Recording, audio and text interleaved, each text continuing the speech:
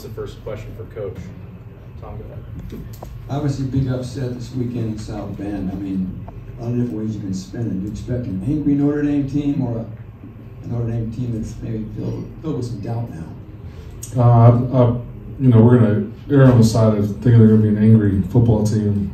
Anytime you are top 5 in the country and lose the home opener, that's going to leave a bad taste in your mouth. I know Coach Freeman will have those guys fired up and ready to play. So we're fully anticipating getting their best shot.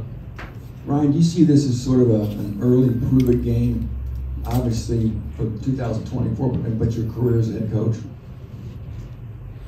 Yeah, I definitely think there is an element of proving it or earning respect. I'd be lying to you if I didn't say that this game was circled on my calendar.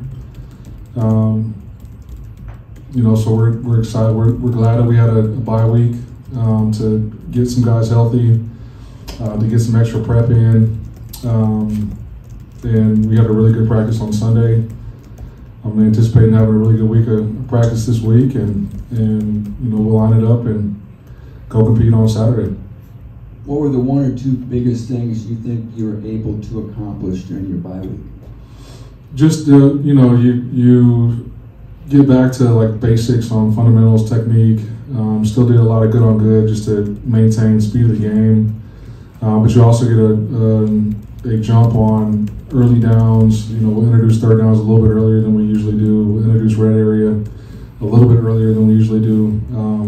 Get a chance to get your legs back fresh, coming off of fall camp in that first game. You're continually improving. That's got to be the goal throughout the course of the year. Speaking of health, obviously no Nyland Green, no C.J. Smith on the depth chart. You said you were hopeful they'd be ready to go this week. Are they for sure out, or is it kind of cautionary at this point? Yeah, I wouldn't anticipate them being out there this week. They're close. They're really close. You watch them. I gotta not watch them work out and rehab because it's making me more excited and wanting them to be out there. But they are doing a great job just attacking every day. Trying to get back healthy. They're chomping at the bit to get out there, and our training staff, along with our strength and conditioning program, they've collabed very well to put them in a position to get back as early as possible. We talked about this a couple weeks ago now, I guess, but 7 different guys getting in the end zone. Not Mockbee, not Hudson, Drew Bibber, some of these guys who are going to score a lot of touchdowns this year. Is this kind of more indicative of how much depth you have as far as receiving weapons, backfield weapons? I do think, obviously, a week ago, we probably played more guys than you would anticipate playing in a normal game.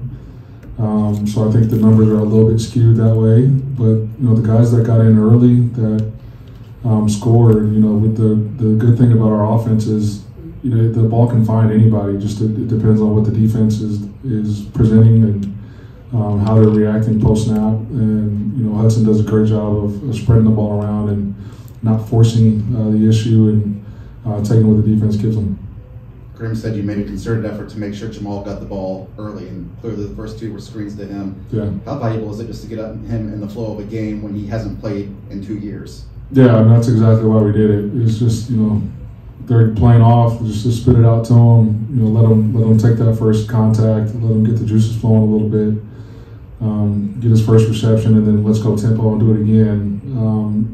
I just think it allowed him to sort of settle into it, get the cobwebs out of there, and get used to taking a blow.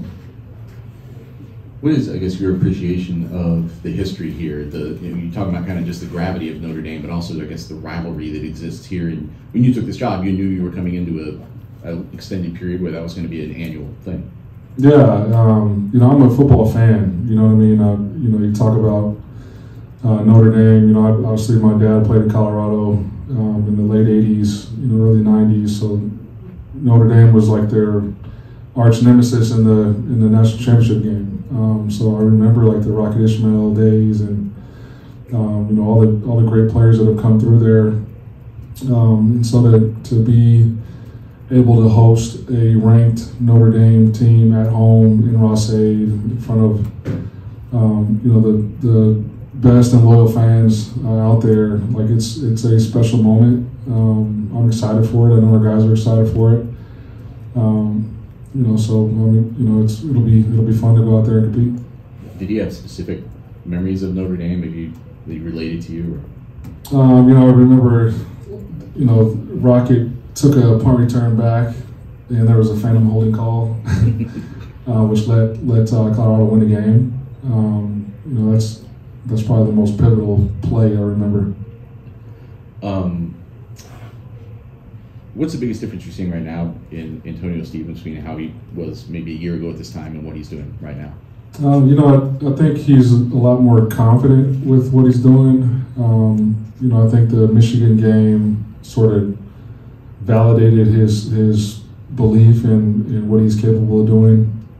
And then, you know, us as a staff, you know, entrusting him to be the starter in that position, and that's a important position in our defense, in our scheme.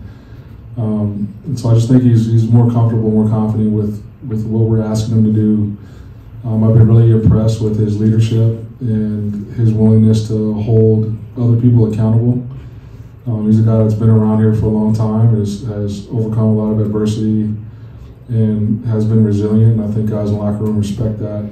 And you know, he works at it. Like, he is diligent in his craft. He respects his preparation.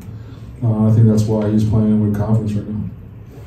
Ask a more general question. As the Big Ten has expanded now coast to coast, and now you've got this West Coast footprint, has that changed at all the approach in recruiting, or at least in terms of how much you're looking out there? Or has it changed at all the response you're getting out there? Not really. Like, it's still time on task. Like, we're still 3 time zones away from West Coast. You know, it's a long travel day. It's not worth it, really, if I'm being honest, to go all the way out there when you got a bunch of talent within a 2.5 to 3 hour driving radius. You know, it's awesome that you get to see different venues and play against, you know, different storied programs. But there would have to be like a prior relationship or a guy reaching out to say he's interested for us to travel that far and skip over a bunch of talented guys that are right in your backyard. When you recruited Tanona, did you think there was any possibility he'd be on the field for you right away, or did you take him as a year 2, year 3 guy? I mean, I didn't really know what to think. You know, you watch his high school tape and you're like, yeah, you see why he was rated as high as he was and why he was recruited as hard as he was. And so, you know, when we decided to take him, I think the thing that I was most excited about was his excitement, like his willingness and desire to be a Purdue Boilermaker and to play football again. You know, his excitement and passion for that led me to believe it would be a quick turnaround. And then just the way he went to work when he got here and changed his body and, you know, kind of got back in the swing of things from a technique standpoint. You know, his mindset and attitude that's why it's not surprising that he's been able to give us some quality minutes right now. You and Marcus have had a relatively similar career arc. Do you feel any sort of kinship with him? Do you know him, or do you feel any sort of parallel with him, the way his career's gone and your career's gone? You talking about Coach Freeman? Marcus Freeman. Yeah, you went Joey Tanona and said Marcus. I thought you were talking about Marcus Johnson. No, My fault. You know, the thing that is unique about his profession is, like, everybody's career path is different, and there's no blueprint for success, right? I think the thing that I've sort of admired from afar is just the quick rise, the consistent success and consistent play on the defensive side of the ball. Obviously, I'm a defensive guy, so you study a little bit. You pay attention to people that are also playing good defense, and he's definitely done that. You know, I was happy as heck for him when you know, Notre Dame decided to hire him as the head coach when Coach Kelly went to LSU. I thought that was a bold and deserving response to that departure. So yeah, I have a lot of respect for him. Can't wait to go compete against him. The Notre Dame secondary came into the year with a lot of hype, and they mostly backed it up these first 2 games. Just what makes them so good from what you've seen on tape? They obviously they've got some experience on the back end. They're athletic. They play some man coverage and they understand where their help is and where they can't get beat. So I just think that experience and also the 2 teams that they've played, they haven't stressed them a whole lot either. But you can tell it's a group that's played a lot together and is well versed with what they're doing schematically. How'd you spend your Saturday, Ryan? Watching a lot of ball. Saw a soccer game also with my 8-year-old. And then went home and watched a lot of football. Ryan, I think I know the answer, but I'm just going to ask for confirmation. Corey Stewart and Cam Brown will play on Saturday? Yes. Any other questions for Coach? Going once, going twice. All right. Thanks, Coach. Cool. Thanks, everybody.